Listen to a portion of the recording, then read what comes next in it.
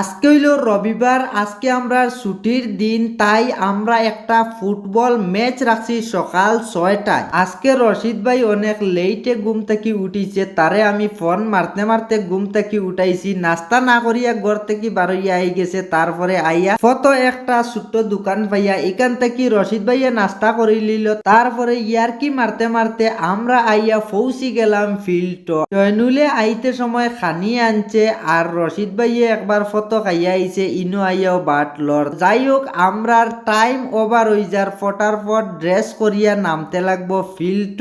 আমরা এই যে ফিল্ড খেলি, এই ফিল্ডটা আমরা ভাড়া নেই। এই ফিল্ডটা আমরা 6টা থেকে 9টা পর্যন্ত ভাড়া নিছি। 9টার পরে এই ফিল্ডটা খালি করা লাগে, তাই আমরা ফটাফট ম্যাচ শেষ করিলাম। তুলা তুলা মেঘদের আজকের খেলাটা খুবই মজা হইছে, আর আমরা আবারও 2-0 গোলে হারিলাম।